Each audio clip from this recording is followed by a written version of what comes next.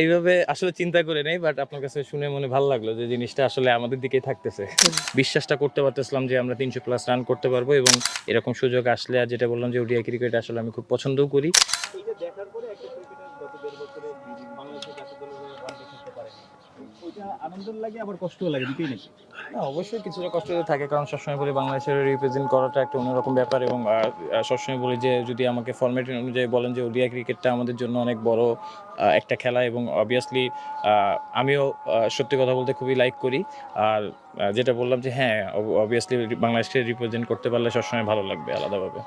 সন আপনার মুখ থেকে সবসময় যেই কথাটা সবচেয়ে বেশি শোনা যায়, যে সবাই এগ্রি করবে, যে হচ্ছে টিমের কথা, টিম ম্যান সোহান টিমের জন্য খেলতে চায়।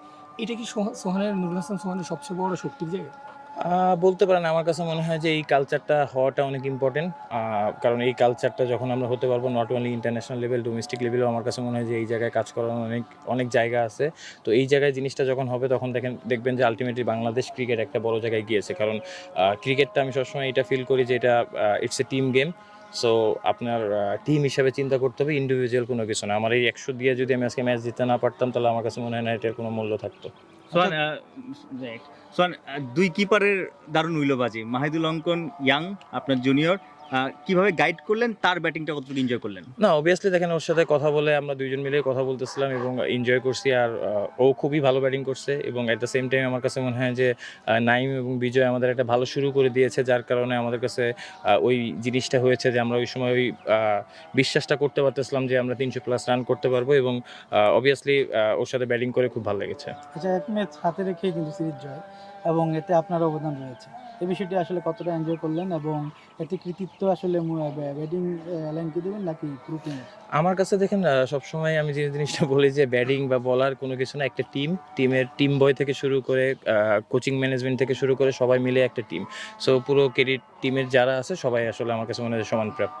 সোহান, একটা ইন্টারেস্টিং ফ্যাক্ট আছে বাংলাদেশ ক্রিকেটে বর্তমানে, আপনি এ দলের ক্যাপ্টেন, আপনি উইকেট কিপার, বাংলাদেশ টি-20তে ক্যাপ্টেন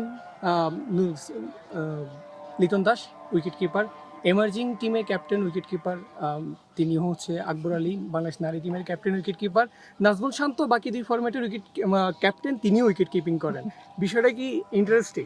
না, অবভিয়াসলি ভরসা বেশি থাকে? এইভাবে আসলে চিন্তা করে নেই, বাট আপনার কাছে শুনে মনে ভালো লাগলো যে জিনিসটা আসলে আমাদের দিকেই থাকতেছে। উইকেট কিপাররা কি ক্যাপ্টেন হিসাবে ভালো? এটা দেখেন ম্যান টু ম্যান ভ্যারি করে। অবভিয়াসলি আমার কাছে মনে হয় যে উইকেটের পিছন থেকে একটা ভালো ভিউ আপনি সবসময় পাবেন পুরো মাঠের, যেটা আপনি হয়তো অন্য কোনো জায়গা থেকে পাওয়াটা ডিফিকাল্ট। সো সেই ভিউতে আমার কাছে মনে হয় যে ক্যাপ্টেন থাকাটা ইম্পর্টেন্ট না, উইকেট কিপারে কিন্তু সবসময় একটা ইম্পর্টেন্ট রোল থাকে আপনার পুরো ম্যাচের ভিতরেই। কার সেঞ্চুরিটা বেশি আনন্দ দিয়েছে, নিজেরটা কি অঙ্কনেরটা? না, অবভিয়াসলি আমার কাছে মনে হয় যে অঙ্কনের ১০০টাও আমি এনজয় করেছি, এবং সাথে আমারটাও। সোহান, মানে স্বাভাবিকভাবে সবার তো লক্ষ্য থাকে ন্যাশনাল টিমে খেলা, আবারও ন্যাশনাল টিমে ঢোকা, রিপ্রেজেন্ট করা দেশকে।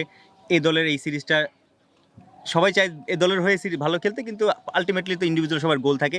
ন্যাশনাল টিমে যে ওডিআই দলটা আছে, সেখানে কিন্তু দুইটা স্লট ফাঁকা হয়েছে। দুই অভিজ্ঞ ক্রিকেটার মুশফিক এবং রিয়াদ অবসর নিয়েছেন, দুটো স্পট কিন্তু ফাঁকা। এটা কি আসলে এখানকার মিডল অর্ডার ব্যাটারদের যারা আপনারা ভালো করছেন বা যারা আছেন, তাদের মাথায় কি ছিল কিনা, বা একটা সুযোগও তৈরি হয়েছে নিশ্চয়ই নির্বাচকদের জন্য, যে সহজ এখান থেকে যারা পারফর্ম করে তাদের ওখানে নিয়ে যাওয়া? দেখেন, এটা আসলে একটা প্রসেসের ব্যাপার। এটা আমি আসলে খুব ভালো মতো বলতে পারবো না, কারণ আমি যেটা চাবো বা আমি যেটা বলবো বা আমি যেটা চাই সেটা সবসময় হবে এরকম না। আর যেটা বললাম যে হয়তো তাদের কোনো প্ল্যান আছে, অবভিয়াসলি যেটা বললাম বাংলাদেশকে রিপ্রেজেন্ট করা সবসময় একটা অন্যরকম আনন্দের ব্যাপার। এরকম সুযোগ আসলে, আর যেটা বললাম যে ওডিআই ক্রিকেট আসলে আমি খুব পছন্দও করি। তো যদি এরকম সুযোগ আসে, অবশ্যই নিজের সেরাটা দেওয়ার চেষ্টা করবো আবার। বিরাশির ঘরে অ্যাভারেজ আছে, ডন ব্র্যাডম্যানের কে ছাড়িয়ে যাওয়ার তো একটা সুযোগ আছে ব্র্যাডম্যানকে। না, না, এরকম কিছু না। অবভিয়াসলি আমার কাছে মনে হয় যে হ্যাঁ, এটা অবভিয়াসলি একটা বড় জিনিস যে আপনি ১-১.৫ বছর পর পর বারবার যখন খেলবেন, এই গ্যাপটা, ওই সময় যদি আমার ওই মোমেন্টামটা ক্যারি করতে পারতাম, হয়তো আমার ক্যারিয়ারটা আরও অন্য জায়গায় থাকতো। বাট আমার কাছে মনে হয় যে আফসোস করার কিছু না, এটা ম্যান টু ম্যান অনেক কিছু ভ্যারি করে। But at the same time যেটা বললাম যে অপরচুনিটি নেক্সট টাইম আসলে ইনশাল্লাহ কাজে লাগানোর চেষ্টা করবো। হোয়াইট ওয়াশ করতে চান? অবভিয়াসলি, ইনশাল্লাহ। আজকে ফিল্ডিং কোচ আশিকের কাছ থেকে পুরস্কার পাওয়ার আশা করছি। আজকে হয়তো আরেকজন পাবে, ড্রেসিং রুমে যাওয়ার পর হয়তো বুঝতে পারবো ইনশাল্লাহ। সোহান, এই কালচারটাকে কেমন হিসেবে দেখছেন আপনারা? না, দেখেন, আমার কাছে মনে হয় যে এটা অবভিয়াসলি একটা ভালো কালচার, এবং মাঠের ভিতরে কিন্তু আমরা এটা নিয়েও কথা বলতেছিলাম যে আজকে কে হতে পারে। তো ওই দিক থেকে ফিল্ডারদের এফোর্টটাও থাকতেছে। তো এটা একটা এনজয়মেন্ট, এবং অ্যাট দ্য সেম টাইম দেখেন যখন ফিল্ডিং জিনিসটা কিন্তু আমাদের প্রতিটা ম্যাচের জন্য অনেক ইম্পর্টেন্ট। তো আমরা এটা আসলে যখন ফিল করবো, আমার কাছে মনে হয় যে হয়তো আমরা অনেক বেশি সাফার করি ফিল্ডিং এর জায়গা থেকে, তো এই জায়গা থেকে যদি আরো ইমপ্রুভ করতে পারি আমাদের টিমের জন্যই ভালো হবে। থ্যাংক ইউ ভাই। থ্যাংক ইউ ভাই।